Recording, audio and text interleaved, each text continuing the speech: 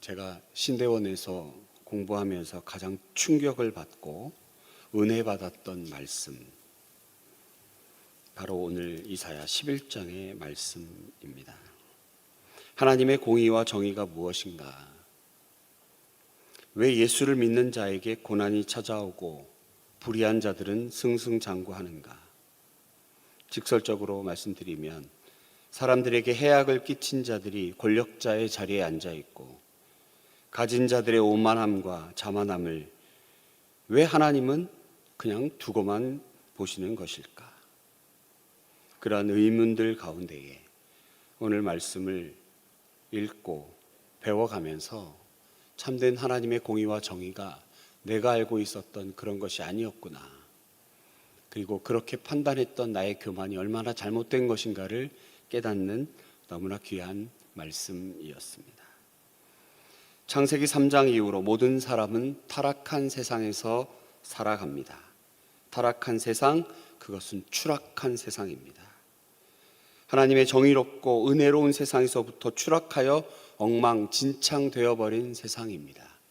하나님은 가장 아름답게 세상을 창조하셨고 그 안에서 모든 것을 누리고 다스리라 명령하시며 우리에게 너무나 귀한 선물을 주셨는데, 우리 인간의 죄악된 모습으로 모든 것이 추락해버렸습니다. 일그러지고 굴절되고 상처있고 왜곡된 깨어진 세상입니다.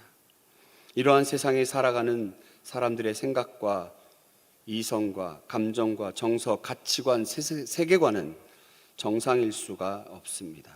당연히 무질서하고 혼란하고 혼돈스럽고 권력자를 향한 아부와 물질 만능주의가 판을 칩니다.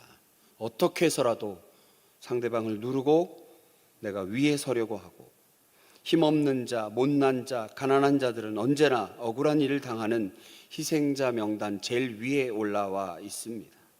구약 성경은 이들을 대표로 고아와 과부와 나그네라 표합니다. 이른바 사회 경제적으로 가장 취약한 계층의 사람들입니다. 그렇다면 이와 같이 모순투성이의 세상에 가장 필요한 것은 무엇일까요? 공정과 상식, 이름뿐인 그런 것 말고 이 세상에 가장 필요한 것은 무엇입니까? 바로 정의입니다. 정의로운 사회에서는 억울한 일이 생기지 않습니다. 모든 이들이 행복한 꿈을 꿀 수 있습니다. 모든 이가 원하고 바라는 세상의 모습입니다. 그렇다면 하나님이 꿈꾸시고 예언자들이 소망했던 세상은 어떤 세상입니까? 오늘 본문 6절에서 9절까지 제가 봉독하겠습니다. 그때에 이리가 어린 양과 함께 살며 표범이 어린 염소와 함께 누우며 송아지와 어린 사자와 살찐 짐승이 함께 있어 어린아이에게 끌리며 암소와 곰이 함께 먹으며 그것들의 새끼가 함께 엎드리며 사자가 소처럼 풀을 먹을 것이며 젖 먹는 아이가 독사의 구멍에서 장난하며 젖된 아이가 독사굴에 손을 넣을 것이라. 내 거룩한 산 모든 것에서 해됨도 없고 상함도 없을 것이니 이는 물이 바다를 덮음같이 여호와를 아는 지식이 세상에 충만할 것입니다. 왜 하나님은 본문이 묘사하는 샬롬적인 그런 나라를 보여주시는 걸까? 첫 번째로 하나님은 현재 우리가 살아가고 있는 불의한 세상, 아담 이래 죄악 가운데 살았던 인간이 살아가는 모습, 그것에 대한 대안으로 본문이 묘사하는 낙원적인 삶의 샬롬의 나라를 보여주고 계신 겁니다. 이런 세상 보여주시는 이유, 하나님은 우리 모두가 바로 이 에덴을 꿈꾸게 하기 위함입니다. 바로 이것이지요. 어린아이가 독사굴에 손을 넣으면 어찌 되겠습니까? 그리고 이런 세상에, 이러한 세상이 반드시 돌아올 것이다 라고 하는 임무와 사명을 우리에게 주시고 그 사명감을 충전시키기 위하여 이 말씀을 주셨습니다. 세상이야 어찌되든 상관없이 나 혼자 구원받아 하늘 위에 잔치상을 받겠다. 제가 이렇게 번역을 했지만 사실은 원어에 보면 파이를 먹겠다. 세상이야 어찌 되든 말든 나 혼자 구원받아서 하늘에서 내가 파이를 픽업하겠다라는 그런 말이 있습니다. 사랑하는 성도 여러분, 그리스도인들은 이 세상에 하나님의 정의와 공의를 위해 부르심 받은 자입니다. 부르심에 응답받으려면 어떻게 그런 나라가 임하는지 배워야겠지요. 상대방을 눌러 내가 올라갈 수 있고 크고 강하고 힘 있는 자가 되어야 세상이라는 잔혹한 사각의 링 위에서 안 맞고 이길 수 있다는 지금 이 시대의 보편적인 사고, 아니 절대적인 사고방식들, 이 가운데에 본문에서 예언자가 꿈꾸고 있는 세상, 그것은 하나님의 영이 지배하는 세상입니다. 하나님의 영이 지배하는 세상, 물이 바다를 덮음같이 여호와를 아는 지식이 세상에 충만한 그런 세상. 오늘 본문 2절에서 하나님의 영, 그것은 성령을 말씀합니다. 그 위에 여호와의 영 곧 지혜와 총명의 영이요 모략과 재능의 영이요 지식과 여호와를 경외하는 영이 강림하시리니. 세상의 권력자들은 권력을 쥐고 전쟁의 말을 타고 군사력을 과시하며 음모와 술수로 나라를 통치하려 합니다. 그러나 하나님의 영의 지배를 받는 왕은 언제나 하나님을 두려워하며 경외하는 마음으로 나라를 다스립니다. 그는 지혜자입니다. 이해력과 분별력을 갖추고 진실이 무엇인지 알고 궁극적으로 하나님을 두려워하는 왕입니다. 그 왕이 다스리는 나라의 기초는 공평과 공의와 정의입니다. 3절에서 5절까지 나와 있는 대로 당연히 그는 성실과 진실로 백성들을 인도합니다. 하나님의 영이 지배받는 세상, 성령에 사로잡혀 사는 세상, 성령의 두루마리를 휘감고 사는 사람, 하나님을 경외하는 마음으로 살아가는 삶입니다. 하나님의 영이 지배받는 세상입니다. 그를 믿는 믿음으로 살아가는 사람들입니다. 바로 이와 같은 것이 하나님께서 우리에게 지금도 원하시는 것입니다. 이제 후반부에 보면 이새의 뿌리라고 하는 단어가 우리의 시선을 붙잡습니다. 이새의 뿌리, 베들레헴입니다. 초라하고 볼품없고 비천한 곳입니다. 그러나 그것이 바로 시작점이라는 것입니다. 성경은 이스라엘의 왕도라고 할 수 있는 예루살렘이 아닌 시골 베들레헴으로부터 예수님의 탄생을 강조합니다. 베들레헴에서 출발하여 예루살렘으로 가는 길을 제시하여 주고 있습니다. 우리 하나님의 사역의 놀라움은 언제나 이렇게 초라하고 왜소하고 볼품없는 곳에서부터 시작합니다.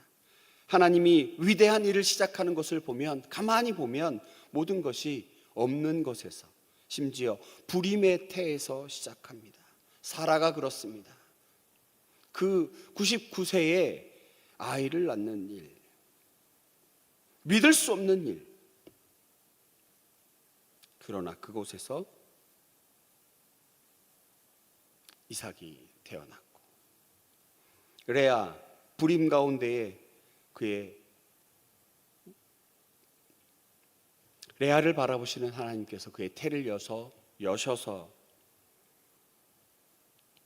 야곱의 12아들 허락하여 주셨고, 한나를 통하여 사무엘을 주셨습니다. 본문은 의도적으로 이새의 잘난 7아들이 아닌 볼품없는 막내 아들 다윗에 주목하고 있습니다. 이새의 뿌리가 어찌 됩니까? 우리가 잘 아는 대로 싹이 움트고 작은 가지는 우람한 나무가 되어 온 세상을 높고도 남을 안식처가 되는 것입니다. 이새의 뿌리를 통하여 하나님의 그 놀라운 계획이 구체적으로 실현되어 갑니다. 십자가는 나무로 되어 있지요. 그 형틀은 죽은 나무로 만들었지만 그것에서 영원한 생수가 흘러나와 은혜의 보좌로 나아가게 하고 온 인류에게 참 평안과 평강을 선포합니다. 본문에 나와 있는 표현대로 기치가 됩니다. 엄청난 깃발이 된다고 합니다. 무엇입니까? 새로운 왕국이 도래하였음을 알리는 신호입니다. 하나님의 공의와 정의가 바로 선, 그래서 이 세상에 억울한 일을 당하는 자가 없게 하시게 하시는 것, 바로 이 작은 것에서, 볼품없고 초라한 곳에서 시작된 하나님의 그 놀라운 계획, 바로 그것입니다. 사람들은 아무도 주목하지 않았습니다. 베들레헴 땅 그곳에서 어떤 아이가 태어났는데, 온 인류를 구원하실 평강의 왕이 태어났는데 아무도 주목하지 않았습니다. 어찌 보면 당연합니다. 왜 성탄절이 12월 25일입니까? 물어보는 분이 계시는데 저도 잘 모르겠습니다. 왜 12월 25일인지. 누가 알겠습니까?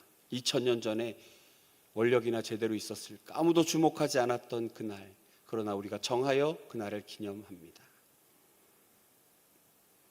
주목하지 않고 알지도 못하고 심지어는 죽은 형틀로 만든 그곳에서 죽어가는 형틀, 그 죽은 나무로 만들었던 십자가에서 초라하게 죽기 위해 태어난 그 아이를 통하여, 바로 그 이새의 뿌리를 통하여 새로운 왕국이 도래하게 하시는 하나님, 그리하여 이 땅에 억울한 일을 당하는 자 없게 하는 하나님의 공의와 정의의 새로운 깃발이 휘날리며 하나님이 진정으로 말씀하시는 하나님의 나라가 도래하게 되었다는 것입니다.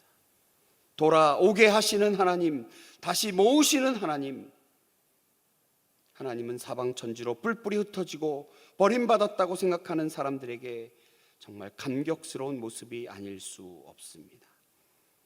인종이나 성별이나 신분이나 가진 자나 없는 자나 한 분 하나님의 다스리심 앞에 한 백성이 됩니다. 이 시간 이 성전에 나와 예배 드리시는 분들 외에 유튜브로 예배를 드리시는 분들이 많이 계십니다. 그 중에 일련의 교회 일들을 바라보며 주저하고 계시고 마음속에 많이 힘들어 하시는 분들이 계십니다. 여러분, 사람을 바라보고 신앙생활을 하는 것이 아님에도 불구하고 우리는 연약하여 사람 때문에 힘들어하고 넘어집니다. 바로 이들이 억울한 자 되는 것입니다. 우리는 온전히 하나님만 바라보아야 합니다. 그분 하나님을 믿고 신뢰하며 나아가야 합니다. 행하시는 이는 하나님이십니다. 다시 모으시는 이도 하나님이십니다. 우리의 신앙을 다시 한번 점검해 보아야 합니다. 이새의 뿌리에서 시작된 하나님의 구원의 역사, 그것을 바라보아야 합니다.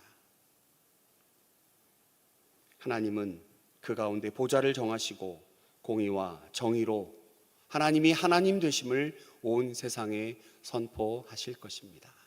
사랑하는 성도 여러분, 다시 모입시다. 그리고 다시 기도합시다. 반석 위에 세우신 이 교회를 향하여 하나님이 선교 한국이라고 하는 놀라운 사명을 주신 이 나라 이 민족을 위하여 기도하며 하나님이 행하실 일을 바라보며 믿음으로 바라보며 기도해야 되지 않겠습니까?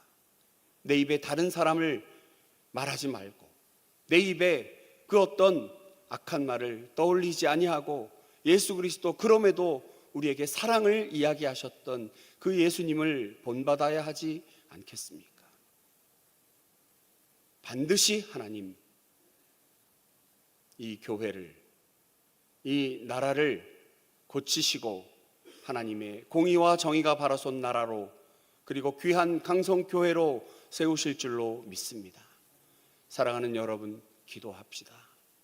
하나님께서 반드시 하십니다. 기도가 깊어지면 하나님이 어찌 기도해야 하는지 알려주시고 우리는 응답받는 놀라운 은혜 가운데, 놀라운 역사 가운데 하나님을 찬양하게 될 것입니다.